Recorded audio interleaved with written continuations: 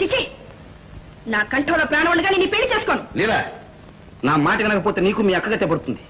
అది వీధుల్లో పడి ఎంత దరిద్రం అనుభవిస్తుందో తెలుసా? కాలు చెయ్యి పడిపోయిన కుంటి ముగ్గురుతో అలో లక్ష్మణాన్ని అల్లాడుతోంది. ఏమిటి, బావకి కాలు చెయ్యి పడిపోయా? ఎన్నాడు నాకెందుకు చెప్పలేదు? అమ్మా, నువ్వైనా చెప్పకుండా ఎలా ఉండగలిగావమ్మా? చెబితే ఉట్టని నా నోరు కట్టేశారమ్మా. ఈ కష్టాలన్నీ చూడకుండా భగవంతుడు నన్ను తీసుకుపోయినా బావు. నాన్న, అన్ని కష్టాల్లో దిక్కు లేకుండా అవస్థపడుతుండేవాడు చూడకుండా వదిలేసావా? కుటుంబరావు గారు పట్టంటే పట్టేమని, అందుకనేక మీ అక్క ఇంటికి వచ్చి కాళ్ళ మీద పడి ఏడ్చినా సరే గెంటి పారేశారు. ఇంటికి వస్తే గెంటి పారేశారా? నాన్న, నువ్వు మనిషివా రాక్షసువా? అక్కయ్యకి ఇంత అన్యాయం చేయడానికి నీకేం ద్రోహం చేసింది? దయా దాక్షిణ్యం లేకుండా గెంటి పారేస్తారా? కన్న బిడ్డల కన్నా ఈ డబ్బు తింటే మీకు ఎక్కువ. నాన్న, ఈ ఇంట్లో ఒక క్షణం కూడా ఉండను. చిన్నగా అక్కయ్య దగ్గరికి వెళ్తాను, వాళ్ళతోనే బ్రతుకుతాను. అక్కడ నీలా డబ్బు లేకపోయినా నీకు లేని హృదయం ఉంది. వస్తా. డబ్బు లేని హృదయం కుల్లాకు లాంటిది.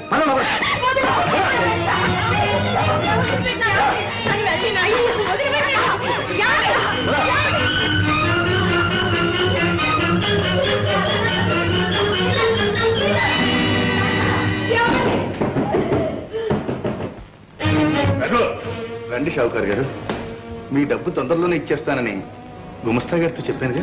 చెప్తావయ్యా, నీదేం పోయింది, ఆడిదేం పోయింది. పోయేది మంచి నా డబ్బు. మీకు భయమేం అక్కర్లేదు.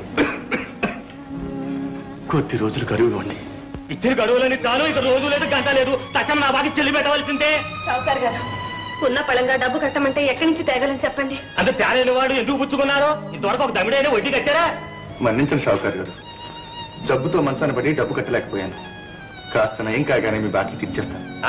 నీ డబ్బు తగ్గుతుంది, నా బాగా తీరుతుంది. ఈ కబుర్లకే కానీ అయితే ఇప్పుడు కట్టండి, లేకపోతే వెంటనే ఇల్లు ఖాళీ చేయండి. షావుకారు ఏమండి? షావుకారు గారు, జబ్బు మనిషిని చూసైనా కనికరించండి. మీరు ఇలా నిరాధారంగా వెళ్ళిపోమంటే ఎక్కడికని వెళ్ళగలం? ఏ చెట్టుకి ఎందుకో పోండి, ఎక్కడికి పోతే నాకే. ఆగండి.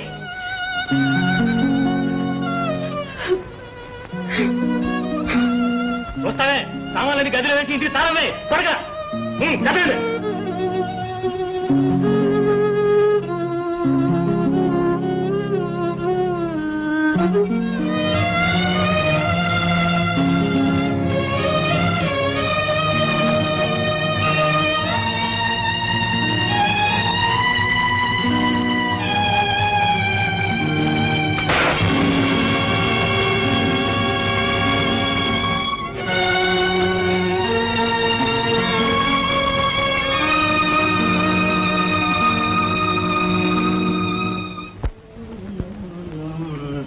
నీలం గారు, నీలం గారు. అయ్యో బాబోయ్, అయ్యగారు, అమ్మగారు, అయ్యగారు, అమ్మగారు, కొంప మురిగింది. నీలం గారు కనపట్టాలా? కనపట్టాలా? కనపట్టాలా?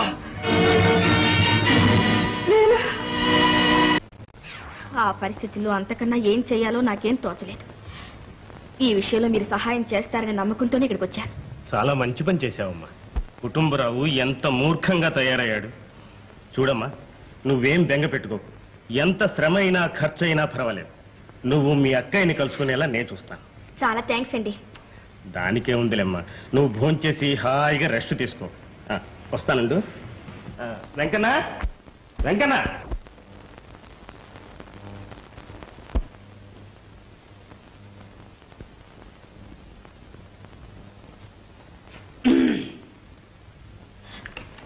ఓ, మీరా?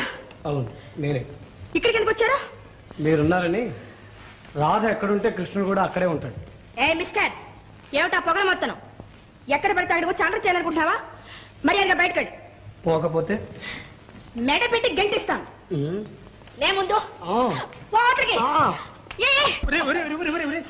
ఏమిట్రా ఈ దూకుడు? ఊరి నుంచి ఎప్పుడొచ్చావు? ఇప్పుడే నాన్న. నాన్న? అవునమ్మా, నీకు తెలీదా? వీడు మా అబ్బాయి ప్రకాష్. రే ప్రకాష్, ఆ అమ్మాయి కుటుంబరావు గారు రెండో కూతుర్రా, లీలా. నాకు తెలుసు నాన్న, నేను ఇప్పుడు కుటుంబరావు కంపెనీలోనే పనిచేస్తున్నాను. చూడండి ప్రకాష్, నేను ఇక్కడ ఉన్నట్లు మీరు చూసినట్టు దయచేసి ఎవరికి చెప్పకండి. ఏ ఇంట్లోంచి పోట్లాడి పారిపోయి వచ్చారా? రే ఏమిట్రా మాటలు? ఆ కథంతా నేను తర్వాత చెప్తాను గాని ముందు అమ్మాయిని వాళ్ళ అక్కయ్య గారి ఊరికి సిరిపురం తీసుకువెళ్ళు. మరి నా ఉద్యోగమో? చేసేవులేబాయ్ బోడి ఉద్యోగం, ఆ సంగతి నేను తర్వాత చూసుకుంటాను గాని ముందు అమ్మాయిని జాగ్రత్తగా తీసుకువెళ్ళి జాగ్రత్తగా తీసుకురా. ఇక పెడదామా? సరే.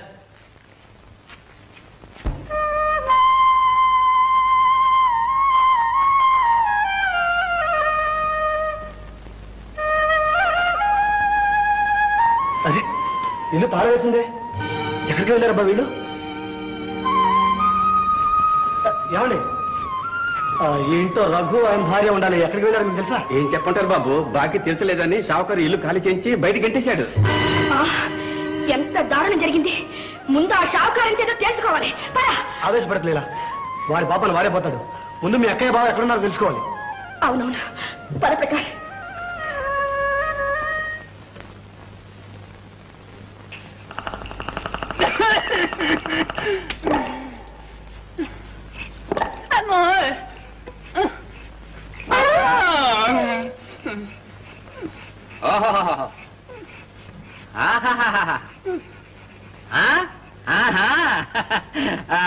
ఏమిటా పనసాయ నీ జబ్బు? 4 రోజుల నుంచి జ్వరం అండి.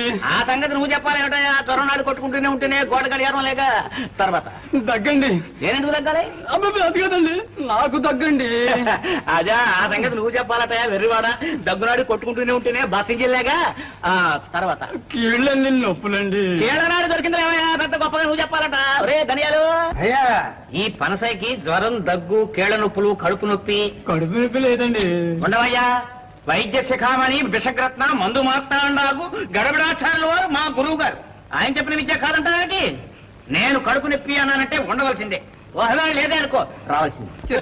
చిత్తం లేదు, చింతపండు లేదు, చెంపలు వేసుకుని చెప్పింది వినవలసిందే. ఒరే ధనియాలు, అయ్యా మందిచ్చే.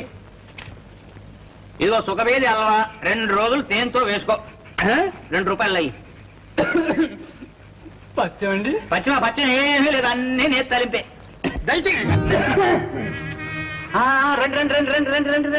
కూర్చోండి. అరే కాలు చెయ్యి ఎఫెక్టింగ్ అయిందన్నమాట. అవునండి, మీ పేరు విని చాలా దూరం నుంచి వచ్చాం. ఎలాగైనా బాగు చేసి పుణ్యం కట్టుకోండి బాబు. చూడమ్మాయి, జబ్బు లక్షణాలు అన్నీ తెలుసు. కాలు చెయ్యి పడిపోయింది అంతేగా? అవునండి. ఇంకేమీ మాట్లాడక్కర్లేదు, గ్యారంటీగా బాగుపడిపోతుంది. మరి డబ్బు సంగతి? నిలవడానికి నీడ కూడా లేని వాళ్ళమండి. మా పరిస్థితి చూసైనా కాస్త కనికరించండి బాబు. ఏమి లాభం లేదు, డబ్బుంటే కానీ రోగం కుదరదు.